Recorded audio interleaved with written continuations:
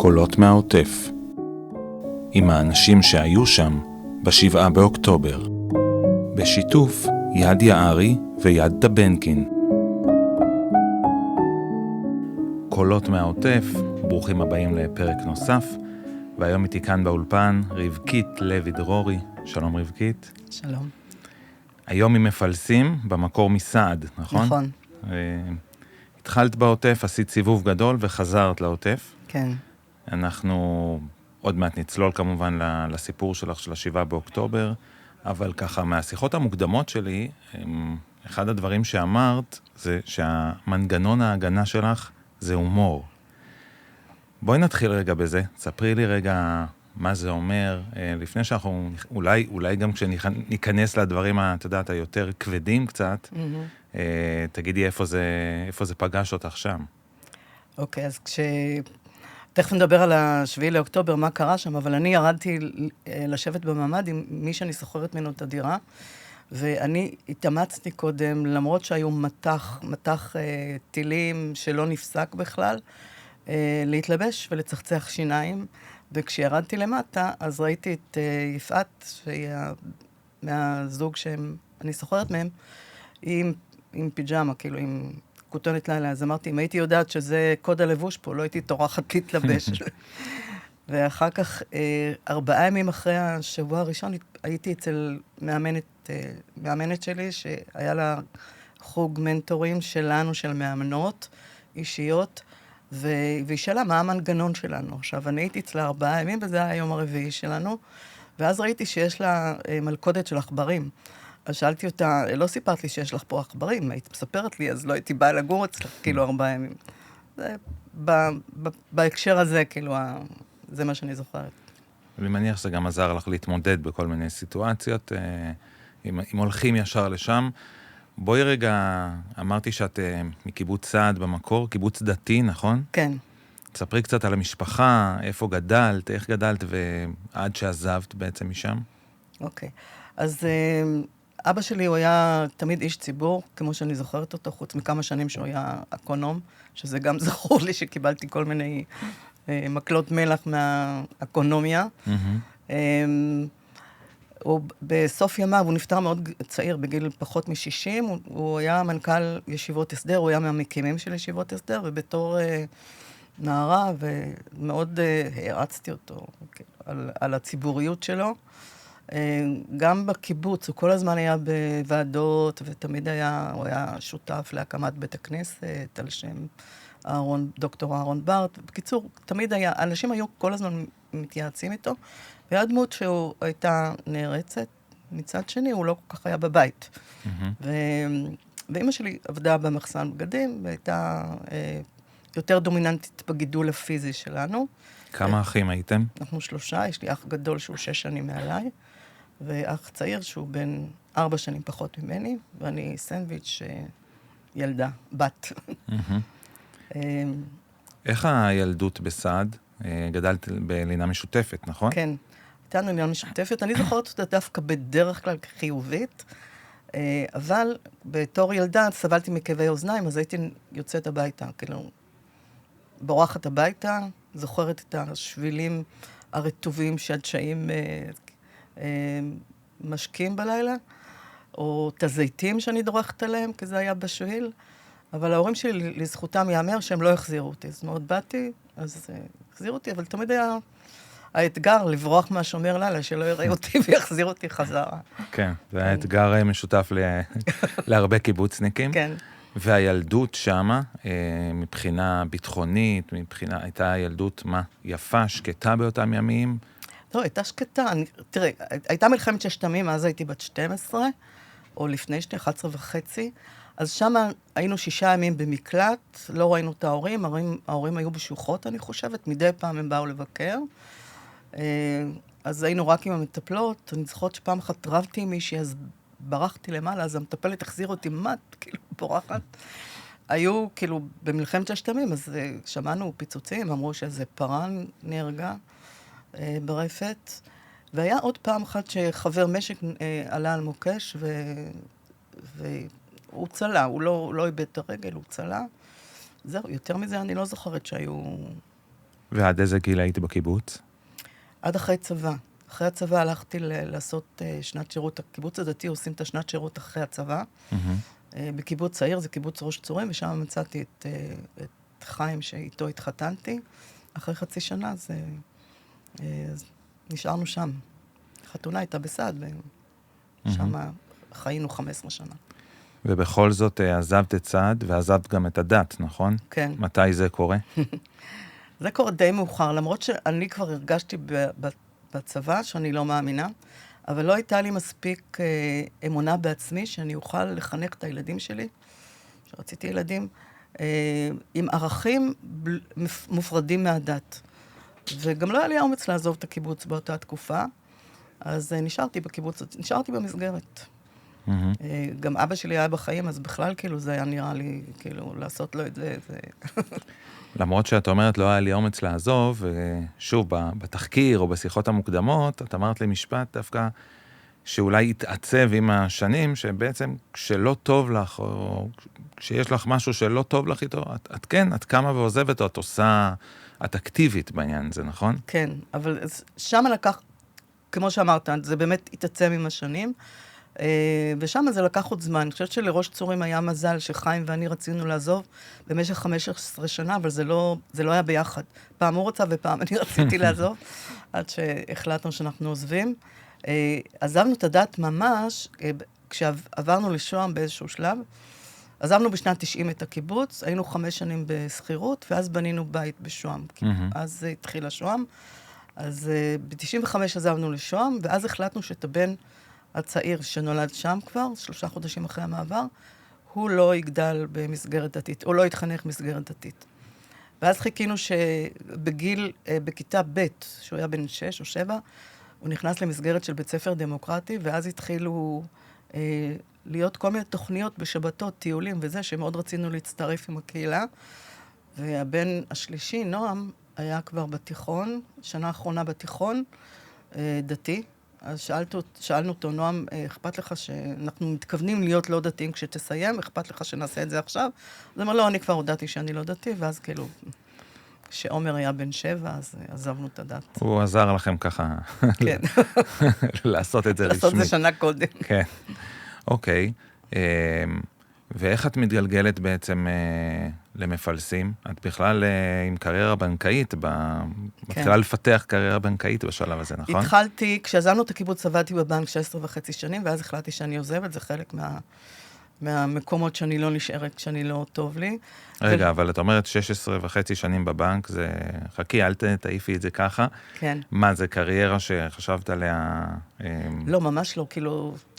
אני בכלל, כאילו, אני חושבת שכל החיים שלי התגלגלתי לעשות מה שאני עושה עכשיו, חוץ מהבחירה להיות מאמנת, שזה ממש רציתי, אבל אני לא ממש מתעסקת עם זה. עד שעברתי למפלסים, התנדבתי, כאילו, אימנתי קצת בהתנדבות, במסגרת העמותה שנקראת מנדלת הלב, שעוזרת לחולי סרטן והמשפחות שלהם, נותנים להם כל מיני תמיכות בכל מיני זה, ובין השאר גם תמיכה רגשית. באימון שאני למדתי בבית ספר אמושן, שנקרא שיטת סטיה, הוא עובד גם על הגוף, וגם קצת יותר דומה לטיפול רגשי מאשר אימון. אז אימנתי בהתנדבות. אז עכשיו נקטע לי חוט המחשבה, על איזה שאלה לא, אני עכשיו. אנחנו נעשה, אני פשוט רוצה לסדר את זה טיפה, לעשות את ההקשרים. כי, וזה היה חשוב ככה להבין, אתה יודעת, בעיצוב אישיות שלך ולאן התגלגלת, כי מה שדיברת עליו עכשיו, והמעבר בעצם אפילו בקריירה שעשית, אמנם את היום מתעסקת בייעוץ של משכנתאות, ויש לזה קשר אולי לעבודה שהיית בבנק, אבל יש משהו יותר ורסטילי, או משהו ככה יותר גמיש במחשבה שלך, מאשר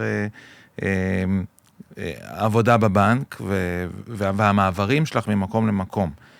למה אני אומר את זה? כי בעצם, אם אנחנו שוב, אני מסדר את הדברים, בסופו של דבר, יש לך 3 ילדים, שכל אחד נמצא במקום שלו, תכף נדבר גם איפה הם היו ב7 באוקטובר, אבל את חזרת לגור בעוטף, חזרת למפלסים, יש לך אח אחד שלך עוד גר בסעד, נכון? כן. והוא עדיין שומר על אורח חיים דתי? כן. אוקיי. אז המחשבה לחזור לגור בעוטף, מאיפה היא הגיעה בעצם? הייתי 27 שנים בשוהם, אני גרתי 27 שנים בשוהם. כשעומר היה בן 13, אז נפרדנו והתגרשנו. עומר זה הצעיר, והוא ביקש קודם כל, מבחינת ההסכם בינינו היה שעד שהוא גומר את התיכון, אנחנו שנינו גרים אחד ליד השני, כמשמורת משותפת, ואז הוא ביקש שנשאר בשוהם, כי יש לו חברים שם. ואני, מכוח האנרציה, נשארתי גם אחרי שהוא גמר את הצבא, כי היו לו המון חברים, והרבה מאוד זמן הוא היה באמת מבקר, ושוהם בעצם זה אמצע של הילדים האחרים, כי עמית הגדול גר בארדוף, בקיבוץ ארדוף, ונועם השלישי גר במדרשת בן גוריון. אז שוהם זה כאילו קצת האמצע. יש לי בן אחד שגר בהרבה שנים, בערך מאז שהתגרשנו, הוא גר קצת אחרי, עבר לברלין, לגרמניה, שם יש לו בת זוג וילדה. ועומר, כשהחלטתי, הוא פשוט התחיל לעבוד בתל אביב, הוא גר בתל אביב, הוא התחיל לעבוד במסעדה, ואז הוא לא היה מגיע כמעט, כי ימי שישי הוא היה עובד במסעדה. אז אמרתי, אוקיי, אין לי כבר מה לחפש פה, ובעל הבית עצבן אותי, אני יכולה להגיד. אז אמרתי, אוקיי, לאן אני עוברת? אם אני עוברת לצפון, ליד עמית, אז אני מתרחקת מאוד מנועם, ואם אני עוברת לנועם, אז אני מתרחקת מאוד מעמית. ואז אמרתי, אוקיי, אני אעבור, כאילו, בא לי כהברקה לעבור לעוטף, להתקרב לסעד, בגלל שאני לא דתייה, אז אני לא רוצה להיות שם, כי חשוב לי החופש שלי ולהיות אותנטית. וזהו, אז החלטתי שאני עוברת לעוטף, ואז נעזרתי בכל מיני אנשים, תשיגו לי, תמצאו מישהו שיש דירה להשכרה בעוטף. ושנה לפני זה, כאילו ממש יום אחרי ראש השנה, 22, עברתי לדירה במפלסים. אוקיי, אז היית בעצם שנה לפני ה7 באוקטובר, את בעצם במפלסים. יש גם איזה עניין שאת אמרת לי שהשער במפלסים, השער הצהוב בדרך כלל היה תמיד פתוח, עלו לך גם מחשבות לפני זה על כל מיני תרחישים, נכון? אני, כאילו, בהיכרות שלי עם עצמי, עם כל מיני תהליכים שעשיתי, אני מבינה שיש לי, כאילו, יש לי יראה סמכותית, כאילו, יראה כלפי סמכות. קצת התערערה אחרי ה7 לאוקטובר, אני יכולה להגיד. ואז, כאילו, לא שאלתי את עצמי שאלות, אבל ב6 לאוקטובר, אפשר לעבור רגע ל6 לאוקטובר? בטח, אנחנו... קחי אותנו לשם. כן, 6 לאוקטובר, אז הייתי אצל עמית. עמית נולד ב3 לאוקטובר, שגילוי נאות זה גם אתה נולדת ב3 לאוקטובר, נכון? שנתיים... יפה, עשי תחקיר... כן. הפוך. שנתיים אחריך, ובהושענא רבה. ואמרתי, אוקיי, כאילו, את חג שמחת תורה אני לא אוהבת כבר משנים, כחילונית, כאילו, כמישהי ש... לא, גם אז לדעתי לא מצא חן בעיניי כל האירוע הזה, אבל במיוחד אחרי ש... ואז כאילו אני לא מבקרת אצל הדתיים בחג הזה, כי שזה היה כאילו הדבר הכי טבעי, זה ללכת לאכול אצל אחי. אז החלטתי שנוסעת לעמית, ותמיד אני לוקחת איתי איזה שעתיים נסיעה ממפלסים, תמיד לוקחת איתי בגדים לישון, ומחליטה בערב אם אני מספיק עייפה או לא, ובשביל לחזור, אני תמיד אוהבת לחזור, להתחיל את הבוקר ביום שלי. אז את בעצם, ב6 באוקטובר, יום שישי, נוסעת לעמית שהוא גר בארדוף, שזה שעתיים צפונה ממך לגמרי, מקום מאוד פסטורלי. לגמרי, כן. ואת לוקחת תיק, כי את אומרת, יכול להיות שאני אחליט להישאר שם. ואת אוכלת איתו ארוחת שישי? כן. ואז מה קורה? יש לך איזשהו, מחשבות כן לחזור, לא לחזור? איך זה... זה כאילו מאוד טבעי כזה, כאילו... טוב, יש לי כוח, אני נוסעת חזרה. העניין הוא שהילדים שלו כבר גדולים, אז כאילו, זה כאילו או לנסוע בבוקר, נגיד לקראת הצהריים, אבל לא לראות את הילדים, כי הם ישנים. כן. אז, ועמית וקטי, יש להם את העניינים שלהם, אז... אבל לא בגלל שלא נחמד, מאוד נחמד אצלהם, ואני מאוד מרגישה טוב, אבל אוהבת להתחיל בדרך כלל אני תמיד משאירה לי משימות לשבת, שאני בדרך כלל לא עושה, כי יש לי עוד את השבת השבתית, אז אני לא עושה שום דבר בסופו של דבר, אבל יש לי בראש משימות. אז החלטתי לחזור, ואני חוזרת ומגיעה למפלסים בסביבות 11 ו10, משהו כזה, ואני נכנסת אחרי מכונית שפותחת את השער, לי יש גם קוד כמובן, כתושבת, אבל אני עולה לי מחשבה בראש, ואני אומרת, כאילו, מה הבעיה להיכנס לפה? כאילו, מחבלים רוצים להיכנס לפה, אין להם בעיה, הם עומדים וחונים מסביב, כאילו, לפני הפנייה, והם מחכים שמישהו יבוא ונכנסים אחריו. וזו המחשבה שיש לי ב6 לאוקטובר. אוקיי, והיא מחשבה שאת חושבת והיא חולפת ונכנסת כן, כן. והיא הולכת לבית כן, שלך. אבל עוד מחשבה שעלתה לי, טוב, נו, אם 20 שנה כאילו מתמודדים עם זה, הם כנראה יודעים מה הם עושים. אוקיי. מגיעה, מתארגנת, הולכת לישון? כן. אוקיי. 7 באוקטובר, נגיד שאת בעצם ביחידת דיור שאת כן. שם סוחרת ואין לך ממד. כן. מה עשית, דרך אגב, היית שם בשנה הזאת שהיית, היו לך, היה צבע אדום, חווית, כן. מה עשית? כשהיו אזהרות מראש, אז הייתי עוברת למרכז, לנועם, כאילו, לגור אצל אחרים, אבל זה נמשך 3 ימים, זה היו לדעתי 3 אירועים כאלה, אבל כשזה היה בלי זה, אז פשוט הייתי נשארת בדירה, אבל זה היו ממש דברים מאוד קצרים. עכשיו, אין לי זמן לרדת למטה, כאילו. זהו, מה את עושה? כן. אז אני נשכבת למרגלות המיטה, כמו שאומרים בחוץ לעשות, בלי ידיים מעל הראש, אני מוכרחה להגיד, וכאילו המיטה שהיא תגן עליי, כן. כן. כן. 7 באוקטובר, ממה את מתעוררת? מתי את מתעוררת? אני מתעוררת ב6:29, כמו כולם, כאילו למתח נוראי שלא היה עד היום. אז אני נשכבת למרגלות המיטה, וזה לא מפסיק, אז אני אומרת לעצמי, אוקיי, כשיהיה איזה רגע, אז אני אתלבש ואני אצחצח שיניים ואני ארד ליזהר ויפעת.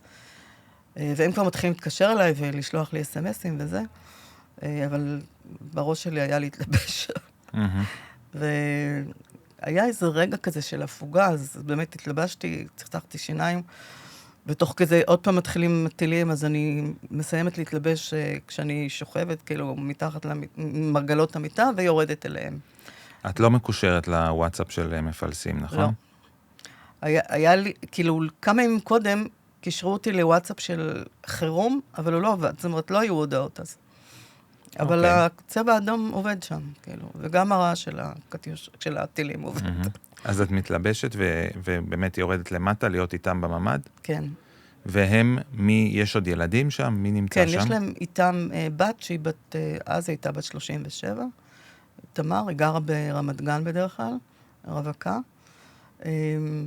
יש להם עוד 2 בנות, בת אחת שגרה בנתיב העשרה, עם 3 ילדים ובעל. אותה החלפתי, היא גרה, הם בנו בית בנתיב העשרה, והיא גרה כאילו בדירה שאני גר, סוחרת. וכשהם עברו לנתיב העשרה, אז הדירה התפנתה, ואז אני באתי לזכור אותה. ובת נוספת שהייתה בטיול, הדס, שהייתה בטיול ביוון, יחד עם בן זוג שלה, שהוא גם, ההורים שלו גם גרים ממפלסים. אז אני מניח שכשאת שם, את גם חובה את החששות וההתמודדות שלך עם עצמך, גם אני מניח עם הילדים שלך, תכף נדבר איפה כל אחד מהם היה, חוץ מהעמית שאנחנו יודעים שהוא בהרדוף, כן. וגם את חובה עם יזהר ויפעת, את מה שאני מניח שהם חווים, כי בת בנתיב העשרה עם משפחה וכולי, זה לא דבר כזה נעים, בטח לא... והורים בבארי. והורים בבארי, אז כן. וואו. כן. אוקיי. הילדים שלך, אז איפה... עמית היה בהרדוף, עומר בתל אביב עדיין, ונועם היה בשוויץ. כאילו, הם היו בטיול בשוויץ, אשתו שוויצרית, אז הם נוסעים הרבה פעמים לשוויץ, לשבועיים 3. והתקשורת איתם, ישר מתחילה, הם שומעים, הם יוצרים קשר? כן, הם יוצרים קשר בוואטסאפ. עכשיו, יש לנו וואטסאפ משפחתי, שגם הקלות שלי נמצאות שם, וגם הנכדה. והחלטתי שאני פותחת קבוצה אחרת, שהנכדה והקלות לא יהיו שם. הם יכולים לעדכן אותם. משום מה חשבתי תמיד הייתה לי תחושה שסילביה, האישה של נועם, השוויצרית, היא לא יכולה לדמיין דבר כזה. כאילו, זה משהו אז אמרתי, בואו נפתח רק של הבנים ושל חיים, של האקס שלי, וקראתי לה קבוצה משפחתית, קבוצת הרגעה משפחתית, משהו כזה. חיים איפה גר? חיים גר בלוזית. שזה באזור לכיש? בית שמש. בית שמש. כן, בית גוברין. כן. אוקיי. כן. אז את פותחת את הקבוצה הזאת, ומתחילה לעדכן מה קורה איתך, כן, אז קודם כל קיבלתי טלפונים, גם מעומר וגם מנועם, משחר. בדיוק כשאני קצת מדלגת, אחר כך נחזור על זה, כשאמרו לנו, תיכנסו, יש מחבלים, וחשבנו שממש מחבלים פה ברחוב שלנו, ותהיו בשקט. אז ממש דיברתי איתם בלחש, והם אמרו אחר כך שזה מאוד מלחיץ, היה השיחה הזאת. נגיד שהיו כמה עשרות מחבלים, שצריכו להיכנס, היה קרב גם על השער, נכון? היה קרב על השער, והיה קרב ממש לידינו. בשכונה שלנו, לידינו, זה 100 מטר מאיתנו, אני חושבת. ואיך את חובה את זה? מה את שומעת? את אמרת שאת לא מקושרת לוואטסאפ של מפלסים, אבל אני מניח שיזהר ויפעת מעדכנים אותך? כן. אז בוא נחזור רגע לוואטסאפ. עכשיו, הם מתקשרים, ואני אומרת לעומר, תקשיב, אין פה קליטה כל הזמן של הוואטסאפ, אז אם אני לא עונה, אז כנראה שאין לי קליטה. ואז אחרי איזה שעה וחצי שהגיעה קליטה, אני רואה שנועם כותב, מה זה קבוצת הרגעת? לא עונה.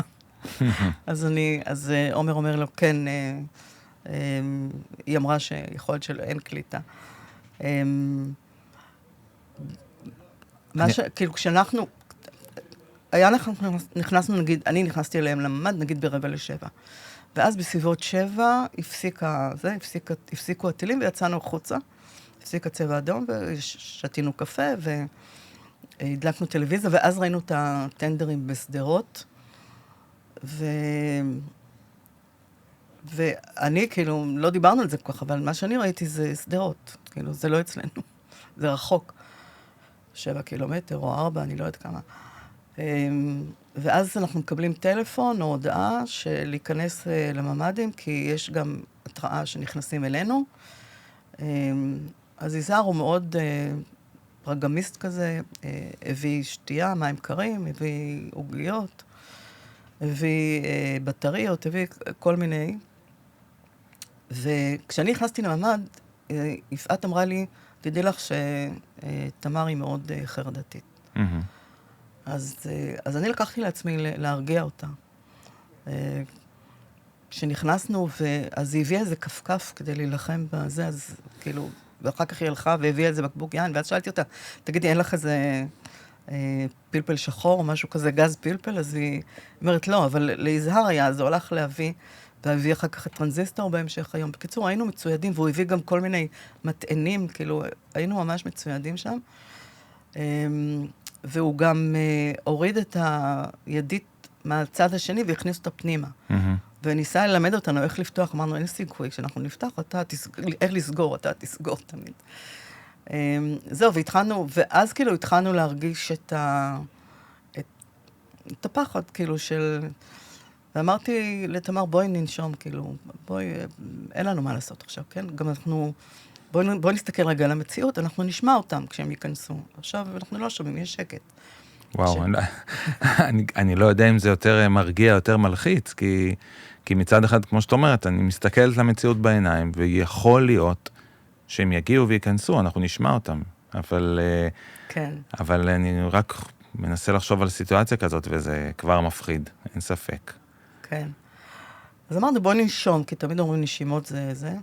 תראה, אני לא הרגשתי, בזמן אמת לא הרגשתי, אבל יפעת אמרה לי, וגם תמר, כשפגשתי אותה אחר כך, אמרה לי שזה מאוד עזר לה. אז ולי זה גם עזר, כי היה לי תפקיד. ובממד שאתם סגורים שם, יש קליטה של הטלפון, או מדי פעם? אז מדי פעם, ואחר כך גם התחיל, כאילו, נהייתה הפסקת חשמל, אז המזגן הפסיק לעבוד, היה חושך, למזלנו היה פנס, ומתחילים להגיע הודעות מאחת השכנות, שמגיעים 2 פצועים. מולנו גר פרמדיק, שבעוונותיי לא זוכרת איך קוראים לו, אז מגיעים אליו 2 פצועים. ושוב, אני רואה הרבה מאוד עדויות של אנשים, וזה חוזר על עצמו, אנשים לא מבינים את גודל הזה, את גודל האירוע, כאילו זה לא חודר.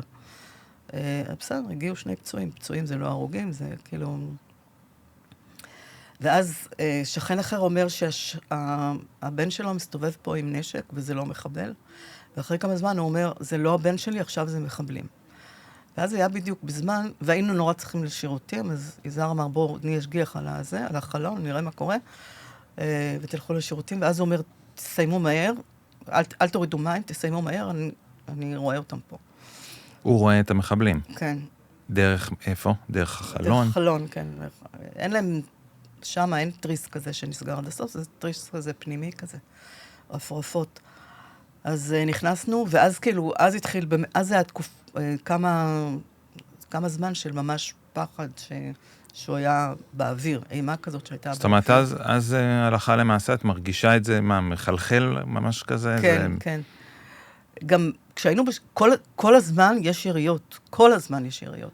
רק כך התברר שזה גם היה על השער, שזה מאוד קרוב אלינו, כאילו השער הקטן, שיש שם שער נוסף, כאילו, שנכנסו, וגם יש שכונה לידינו, שכונה חדשה, שהתחילו להכין את השטח, אז שם נכנס טנדר, והיו שם שכנים שפשוט נלחמו שם איתם, ופצעו אותם, ואז הם יצאו חזרה. אני רוצה לשאול, עזבת את הדת, אפשר להגיד מזמן, כבר לפני כמה עשרות שנים.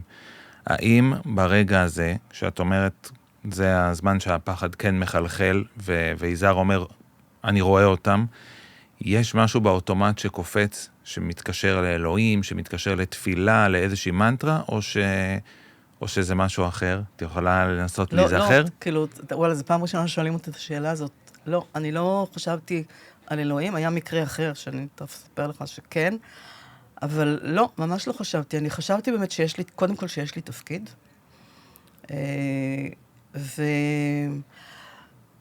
ומי שכאילו, התמיכה שיש לי זה באמת האימון שלמדתי במושן, וחלק מהזה זה באמת נשימה, שהיא באמת יוצרת את הרגיעה, והיא נותנת לנו את הכוחות להתמודד.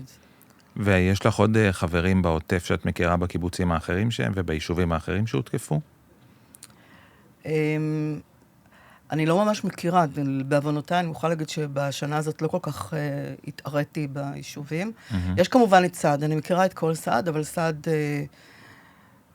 בסעד נהרגו 2 צעירים, אחד מהם שאני מכירה כאילו את המשפחה ואת הבת, הוא הבן של האחות, משפחת בארט, מאוד מפורסמת בסעד, אז הוא היה בבארי, עבד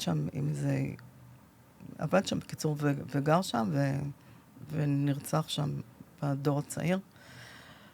וכמובן שמות הכי מוזר, כאילו כמובן אופיר ליפשן, קיבלנו על ההתחלה שזה, וחמותו, אמא שלו. ואני לא הכרתי אחרים, לא מכירה, אבל לדאוג היה לי בסד, וגם היה לי קשר עם אשתו של הרופא בבארי, דניאל לוי. הכרתי אותה דרך קבוצת נטוורקינג שאני נמצאת, אז שאלתי אותה מה קורה, היא ענתה לי רק ב-12 בלילה, שהיא חולצה ב-12 בלילה, אבל דניאל, תתפללו על דניאל, תגידו לי מה עם דניאל. הוא נרצח בסוף, כן, הוא התברר שהוא נרצח. זהו, דיברנו, הייתה לי מישהי בקורס קצינות, הייתה איתי מישהי מבארי. ואז כשהתחלנו לדבר כאילו בזה, אז אמרתי להם שהכרתי מישהו, אז אמרו, כן, אמרו את השם. לימים, כאילו אחרי זה חודשיים בערך, אבא של זהר נפטר, ואז בערך בתקופה, ודיברתי עם אמא שלו, וכנראה שיש לה תפקיד עם הוותיקים, משהו כזה, אז היא שולחת לי חברות בפייסבוק, אז שאלתי אותה אם זאת היא, כן. ומאז אני עוקבת אחריה בפייסבוק. תמר בן צבי קוראים לה. כן. שגם היא עברה שם לא מעט. אמרת שהיה כן מקרה שבו הייתה סיטואציה שכן, אלוהים כן קפץ לך. איפה זה היה?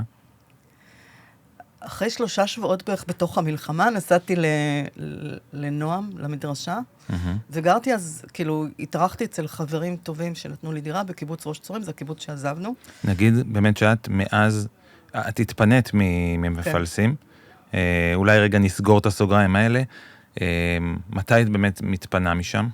באותו יום או ביום ראשון? כן, אני מתפנה ב6:45 בערב. בוא נתאר רגע מה היה שם. כאילו, אנחנו כל הזמן, כאילו, יזהר כל הזמן מקבל דיווחים, מה שקורה בבארי.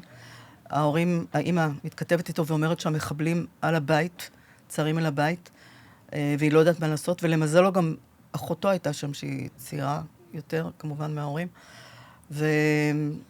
והיא אומרת, והוא אומר לה, תחזיקו עוד מעמד, עוד מעט הצבא יגיע, ולנו הוא אומר, מה קורה פה? אין צבא.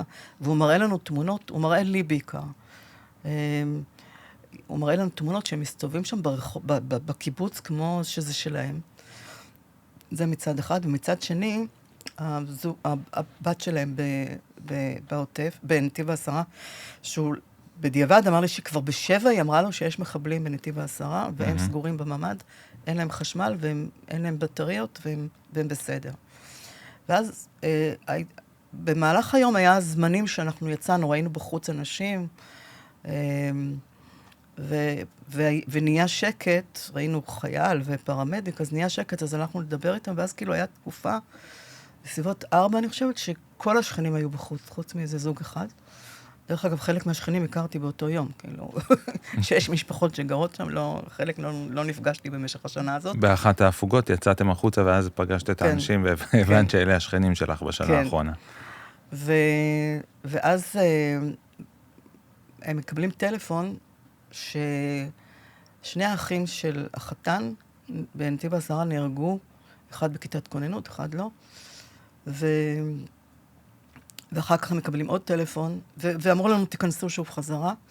באותה גיחה החוצה גם אמרה לי אחת השכנות, שהיא בחמ"ל, והיא סיפרה לי מה קורה בכביש 232, שיש שם המון מכוניות וגופות ושרופות וגופות, ושהיו מחבלים בשני הקצוות שם, בין צומת צעד לצומת שקטות, שפשוט טיווחו כל מכונית שעברה שם, ויש שם...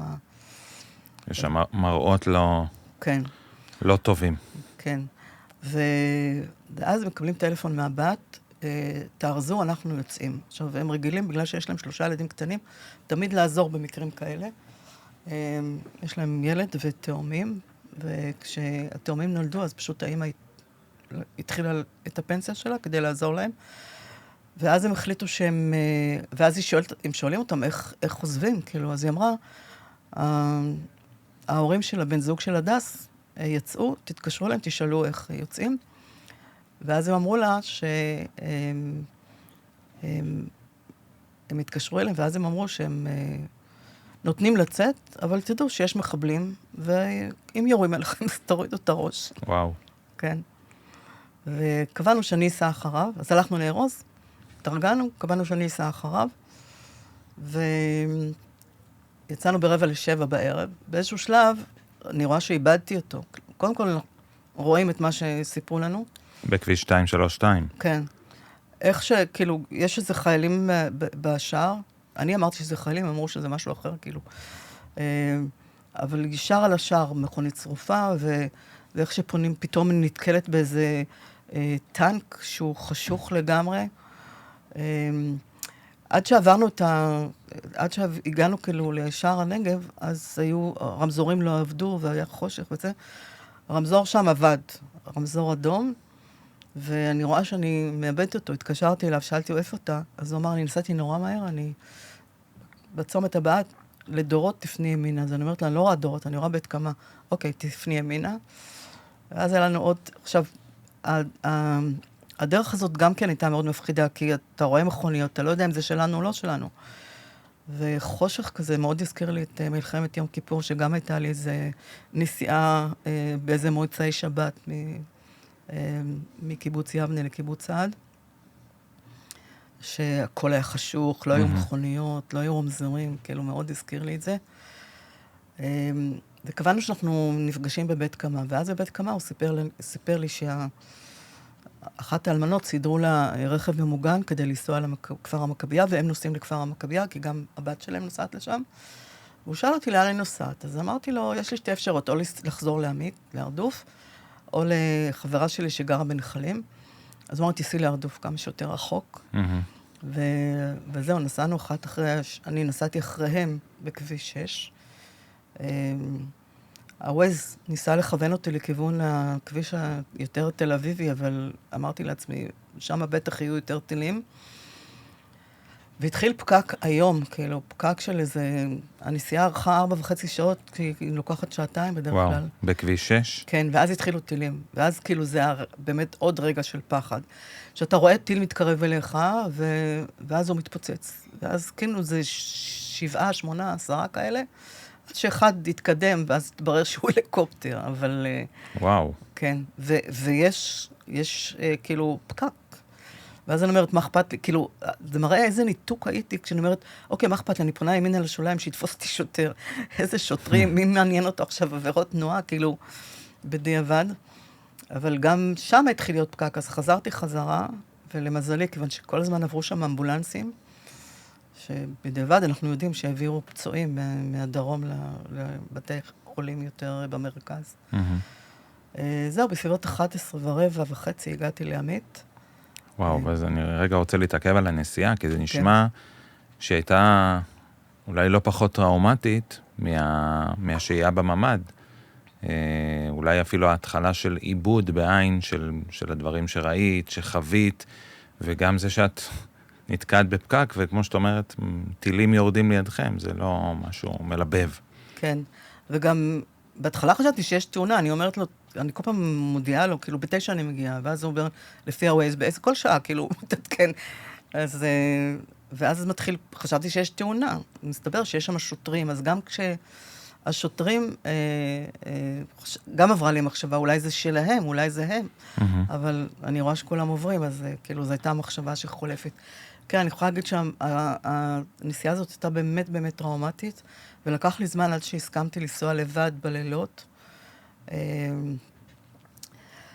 אחת הבנות של אחי התחתנה ב-10 לאוקטובר, 23. וואו. כן, וכל המשפחה הייתה אצלהם, כאילו כל האחים והאחיות עם הזוגות שכבר נישואים, היו בשבת הזאת, והם העבירו את זה מהערב ללילה, ואז אני אומרת לעמית, תקשיב, אם אתה בא איתי אני נוסעת, אבל אם לא, אז אני לא נוסעת, כי ממש פחדתי, זה גם היה באמת, הם העבירו את זה לצהריים, אבל זה... איפה זה נערך? זה נערך זה באחד היישובים, על זכות אחד המושבים, אביעזר. אביעזר, שזה ליד גם בית שמש, כזה עמק האלה. אח שלה גר שם. הסתבר שהייתה שם הרבה מאוד התנדבות של אחים לנשק, שארגנו את זה, כי הוא אח שלה שותף שם, כאילו, היה פעיל שם. ונסעת עם עמית או לא? לא, לא נסעתי, הוא לא רוצה לנסוע, והוא גם כאילו, אתה יודע, הוא מנכ"ל של איזו עמותה שעוסקת עם אנשים, עם איך להגיד, עם רגישים יותר מבחינה פסיכולוגית, וכאילו גם שם התחילו מילואים, התחילו היעדרויות, כן. אז היה צריך להישאר שם. וכמה זמן היית אצלו בהרדוף? הייתי שבוע. ואז עברתי ל4 ימים לאותה מאמנת, ואז בערך לחודשיים, קצת פחות, לחברים בראש צורים. זאת אומרת, התחלת לעבור כן. בין כל מיני מקומות. כן. בואי נחזור רגע, נסגור את הסוגריים של 3 שבועות אחרי, שדיברנו על אלוהים בכל זאת. כן. אז נסעתי לנועם, ואני מכוונת את הווייז שלא ייקח אותי דרך כביש 90 לדעתי קוראים לו, שמעביר דרך השטחים, דרך קריית ארבע, חברון וכו'. אז בהלוך אין לי בעיה, אני פשוט יודעת את הדרך בחזור, למרות שכיוונתי אותו, פתאום אני רואה שאני שם. וכבר לא, וקבעתי עם חברים דתיים לבוא לאכול אצלם ומחכים לי בשער, באלון שבות, זה יישוב ליד ראש צורים. אמרתי, טוב, אני לא יכולה לאחר, וזה, בקיצור, לא יכולה לחזור. בקיצור, החלטתי שאני נוסעת, ואני רואה מכוניות צהובות, אז זה קצת מרגיע אותי, עד שאני מגיעה למחסום של קריית ארבע. במחסום של קריית ארבע, שואל אותי החייל, לאן את נוסעת? אז אני אומרת, אני נוסעת לראש צורים, אבל לצערי לקח אותי דרך הזאת. ואז הוא אומר לי, ככה, הוא שוהה קצת ואומר, טוב, יש פה פעילות. תראי הרבה מכוניות צבא, אבל בסדר, את יכולה לנסוע. עכשיו אני אומרת לו, אני מחכה, כי אני רואה, אני נוסעת בין 2 מכוניות עם שלט צהוב, כדי שיהיו ישראלים מסביבי. אז הוא אומר, תני להם לנסוע, הם בדואים, למרות שראינו שיש הרבה מאוד בדואים טובים. ואז את ה-20 דקות האלה, בין צומת קריית ארבע לצומת אלון שבות, אני נוסעת בפחד אימים, היו רק מכוניות עם שלט הזה, של הפלסטינאים, והייתה מכונית צבא אחת אולי שבאה מולי, שום צבא ושום בטיח, ואז אני ממש ממש פוחדת, ואני אומרת לעצמי כל הזמן, לא בלב, ממש בפה, אלוהים שומר עליי, הצבא שומר עליי, אלוהים שומר עליי, הצבא שומר עליי, וככה עברתי את ה-20 דקות האלה עד שהגעתי למקום. עכשיו, בסעד עשו מפגש בבית מלון שהם היו, מלון נבו, יומיים אחרי זה, והתכוונתי לנסוע לשם, לכל בני המשק, כזה משהו לתמוך בקהילה, והתכוונתי לנסוע עם אותו זוג שהתארחתי אצלם בארוחת צהריים, יש לנו זמן, כן? יש, הכל בסדר. ואז הוא אמר, אבל את יודעת, וסיפרתי להם את הסיפור, אז הוא אומר לי, את יודעת שאנחנו נוסעים דרך שם. ואז עוד חברה סיפרה לי שהמקום הזה, היא אמרת, תגידי, השתגעת, יש לנו עוד חברה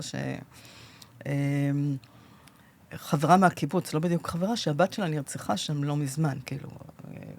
אז אמרתי, יודעת שהיא נרצחה שם וזה, אז אמרתי לו, יואב, תעשה לי טובה, לא לנסוע דרך שם. בדקתי, זה רק 20 דקות. אז הם הסכימו, הייתה עוד איזה מישהי שהצטרפה אליהם, שגם כן הייתה בדעה כזאת. אז נסענו דרך ירושלים, שזה גם, כן, אבל כנראה שזה דרך יותר בטוחה לנסוע לים המלח. אז אני רוצה לקחת אותך לפרספקטיבה יותר רחבה. אנחנו נמצאים שנה וחודשיים, שנה ושלושה כמעט, אחרי 7 באוקטובר. את עדיין בעצם מפונה, לא חזרת למפלסים, את עוברת בין מקומות, עכשיו את קצת יותר התקבעת במקום, שזה מצוין. אני רוצה לשאול ברמת גם העבודה, אבל זאת אומרת, ברמת הקביעות או השגרה לחיים, כמה חזרת, כמה זה קשה לך לחזור, האם יש לך, לא יודע מה, פלשבקים, האם יש לך מחשבות, האם את חושבת בכלל על מתישהו לחזור ואיך זה יהיה? כן, קודם כל אני חושבת לחזור, מה שמעכב אותי בינתיים זה לפני שאני נכנסתי ליחידה הזאת, אז יזהר אמר לי, אני מתכוון לשפץ פה, לעשות ממד. ההיתר התקבל, בגלל שזה הרחבה, אז ההיתר התקבל רק אחרי שנה, משהו כזה, ולקחנו זמן למצוא קבלן, ובשיחה האחרונה שהייתה לנו, אז הוא אומר שמתחילים בעוד שבועיים, אז אני מקווה שעוד 3-4 חודשים גג, אני חוזרת. עמית שאל אותי, למה את חוזרת? אז אמרתי, זה המקום היחידי שאני מרגישה בבית. ממש, כאילו זה מפליא, כיוון שאני, אתה יודע, אני לא קשורה לקהילה, אבל למרות זאת, יש פעילות בקהילה שאני רואה אותה היום, כי היום אני כבר שותפה לוואטסאפים וזה, שבא לי באמת כבר להיות שייכת, ואני חושבת שאחד הדברים שאני מאוד מרגישה, זה את השייכות, את החוסר שייכות. דיברנו על זה בשיחה המקדימה, שהרגשתי נורא לבד, כי אני מלכתחילה אמרתי, אף אחד לא ייתן לי לגור במלון עם מישהו בחדר לבד, ועם מישהו שאני לא מכירה להיות איזה בגילי המופלג, לא בא לי. אז לכן חיפשתי את האפשרויות האלה, אבל זה מצד אחד, מצד שני, הרגשתי מאוד לבד, ואני זוכרת שאני נמצאת באיזו קבוצת נטוורקינג, שדרך אחת הבנות, יעל, הגעתי למפלסים, כי האחותה גרה שם, מיקי, שהייתה גננת, והיא סיפרה לי על היחידה הזאת, ודרכם, והיא אומרת לי, תגידי, את מקבלת משהו? לא הצלחתי להגיע לשום דבר. הכל היה נורא כאילו מאבק כזה, כאילו להשיג את מה שמגיע לי. ואז היא חיברה אותי לבן זוג של מיקי, שהוא עבד עם אלון שוסטר. אז הוא ממש חיבר אותי מיד, וחלק מהדברים הסתדרו. נגיד, המענק שהיה מגיע לי בתור ירידה בהכנסות, לקח לי המון זמן לסדר, והרבתי את גלי צהל, יהיה בסדר, כאילו, בלי זה, לדעתי זה לא היה קורה. ואז היה לי גם טלפון אישי של מישהו, שכל פעם שהם עקבו אותי, אז התקשרתי אליו, תגיד, מה קורה? כאילו, למה צריך להתעכב כל דבר? למה צריך להילחם על כל דבר? על כל הזכויות שלנו? אז כל פעם שהתקשרתי אליו, זה עזר. לפני זה, זה לא עזר. אז נתקלת בבירוקרטיה כן, לא פשוטה, ומבחינת הנפש, איך את עם זה?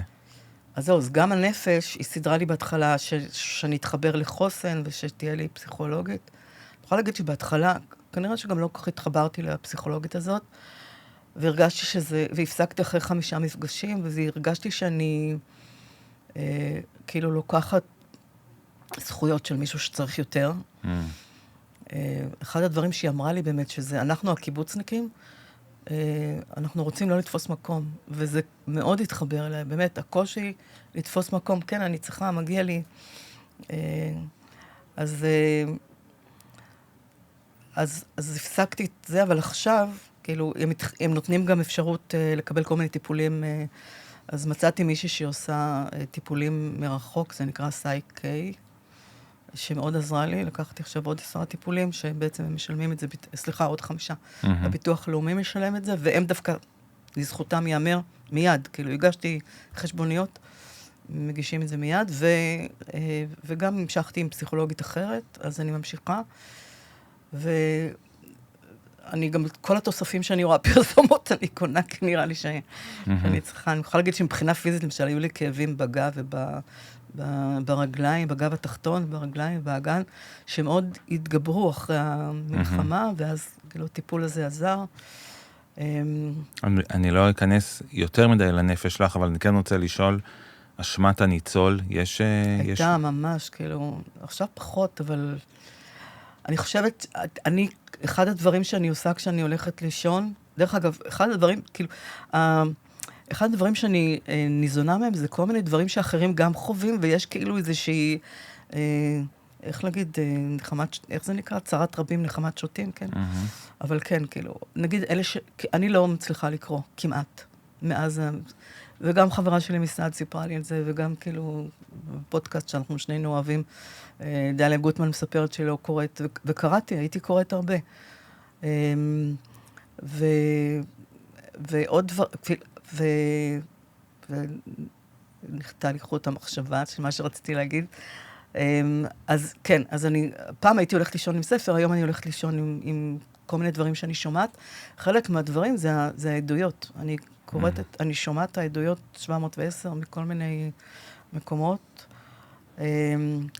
זו נקודה מעניינת, כי יש אנשים שאומרים, אני לא רוצה להוסיף מעמסה על הנפש ומה אני אשמע עכשיו עוד עדויות, ויש אנשים שחוו את 7 באוקטובר, ואת לא הראשונה שאומרת לי, שדווקא צופים ומאזינים לעדויות, וזה דווקא עוזר להם להתחבר, ומשהו שם כן עוזר להם בריפוי אפילו. אני חושבת שזה עוזר בתחושת שייכות.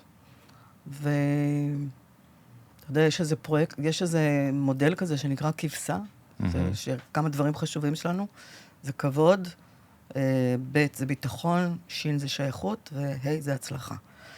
אז אני חושבת שהשייכות זה דבר שהוא מאוד מאוד חשוב, וזה אחד הדברים שאני באמת החלטתי לגבי עצמי, שאני באמת, כשאני חוזרת, אז אני באמת מתחילה לפעול שתהיה לי קהילה, שאני אהיה שותפה בקהילה, ותהיה לי שייכות. ובנושא של הביטחון, אני לא חוויתי את זה אף פעם, כי תמיד היו בחירות שלי לעבור. חוץ מנגיד מהגירושים, שזה כן היה כאילו משהו מאוד מערער, גם אם לי היה חלק בהחלטה. אז הנושא הזה של כל פעם לעבור דירה, עכשיו, נגיד, שוב, אני נורא מודה לכל מי שנתן לי את האפשרות לגור אצלו, שזה יהיה ברור. אבל אני מרגישה הרבה פעמים ואני אומרת את זה, שאנחנו שתי שפות שונות, שתי קהילות שונות. מי שלא עבר את החוויה הזאת של 7 לאוקטובר בדרך אחת או אחרת, לא מבין את זה. ואתה יודע, בדיוק השבוע הגיעו לי לקוחות שהבת שלהם, קנו לה דירה, והבת שלהם עברה את נובה, וכאילו זה אחד. ואז כאילו, הוא אומר לי, ראיתי שגם את מפלסים וזה, ואז דיברנו על זה שכן, כאילו, אנשים, קשה להם לחוות את זה, קשה להם להבין. אז נגיד כשאומרים, כן, אנחנו צריכים את הדירה מהראשון לינואר, שזה היה לפני שנה, זה מערער אותי, או כשהמנטורית שלנו אמרה, אני חושבת להפסיק את המנטורית, אני התחלתי לפקוד, כי כל הבסיס הקיומי הזה של קצת ביטחון בתקופה הזאת, התערער. אותו דבר גם הזוג הזה שואלים אותי, אוקיי, מתי את מתפנה? היום כבר סיגרנו שעד שאני יכולה לעבור, אני נשארת, ביקשתי מהם והם נעתרו. זה כל פעם היה מערער אותי. והנושא הזה באמת, לי היה למשל טענות כלפי, או לא הבנתי את הקטע של